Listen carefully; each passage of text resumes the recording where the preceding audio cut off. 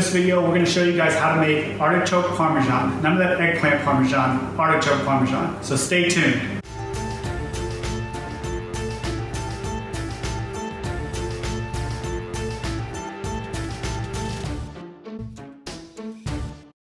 Alright guys, so the first step you're going to do is you're going to clean your artichokes. Luckily we have Paul's mom to do that, and that's a whole other video which we'll cover and I'll link to below.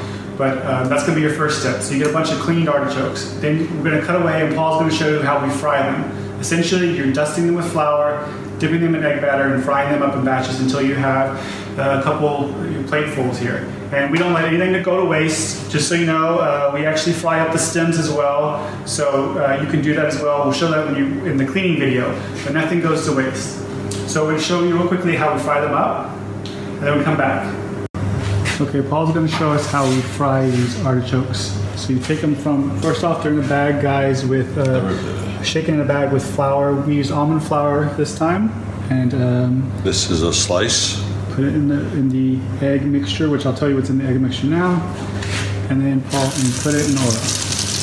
So in the egg mixture is about an egg. For every egg, there's about a tablespoon of grated Parmesan cheese and about a tablespoon of parsley. And you just take your floured artichokes, dip them in there, and then you put them in the oil. You have to fry them in batches, obviously. And of Billy Cappelli extra virgin olive oil. And it is safe to fry in extra virgin olive oil. We'll have another episode about that. But that's basically, you keep doing that, guys, so you have all your artichokes fried, and then we will show you how to assemble. Assembly not included.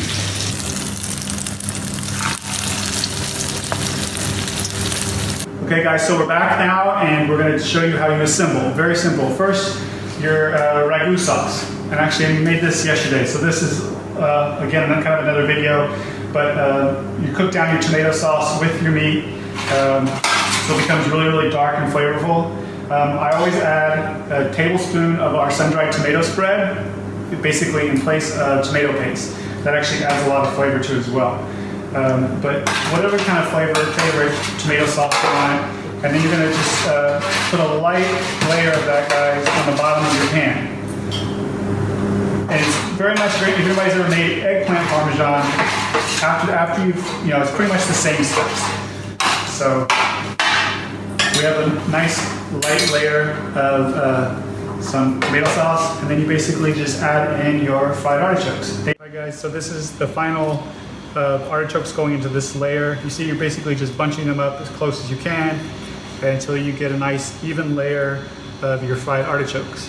Then you're going to add a little bit more sauce in here. Here you go.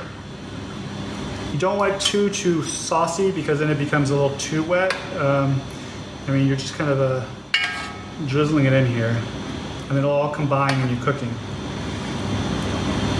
And then there we go. Okay, that's good.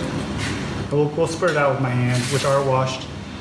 So this is going on is some scamozza. I've actually chopped it in the food processor just so, I like to do that just so it spreads a little evenly.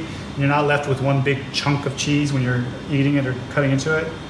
So you just sprinkle a little bit of that all over. Basically what you guys are going to find is mozzarella in the States. Then you have your grated Parmesan, and you're going to sprinkle that on. Again, you don't need a lot, but this is also acts as your salt in the dish too, guys, so it seasons it up a little bit. I like a lot of it, actually. And then I think the secret weapon, this is what Paul's mom always adds, is some thinly sliced mortadella. So if you guys don't know what mortadella is, it's basically bologna. But when it's thinly sliced like this, and you kind of just rip it in, it basically just melts into the Parmesan. So it adds a ton of flavor to it. You can also use ham. You can also use ham. You could also use ham in this, so it just depends. I like the mortadella a lot. I think it adds a ton of flavor.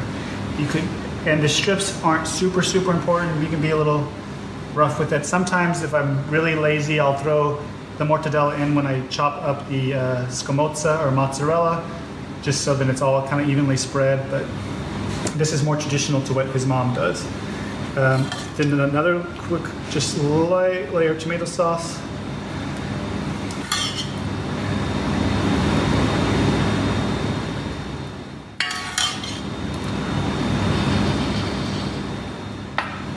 sometimes I do like to get this layer a little evenly spread out. Okay, and then you're going to go on with your final layer of artichokes. So you're just adding a couple layers here. And then we can cut back to the end on this guy so you see the end of the final product. All right, so we've done our second layer of artichokes. You put your final layer of tomato sauce on top, guys, and then that's going to be followed by a little bit more of both cheeses, but you only put the mortadella in on the first layer. So that is one slight difference. And I'm going to have just enough sauce for this. I thought I'd made too much.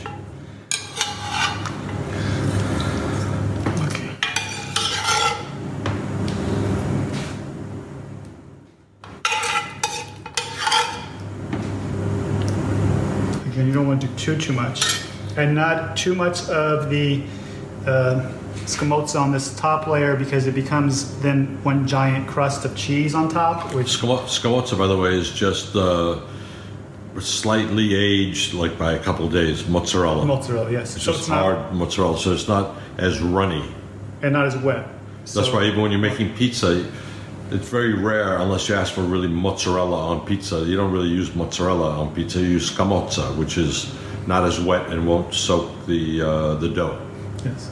So you see, guys, I didn't put like an extreme amount on top because I learned this the hard way, and his mom taught me. But what happens is you'll end up with just a giant layer of cheese, which makes it very hard to cut through when you're serving it.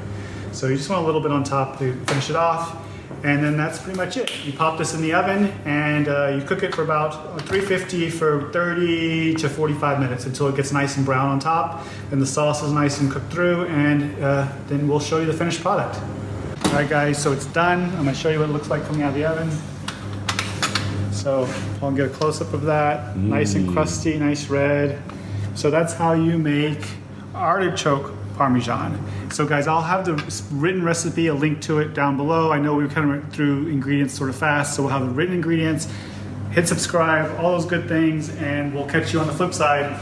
Arrivederci.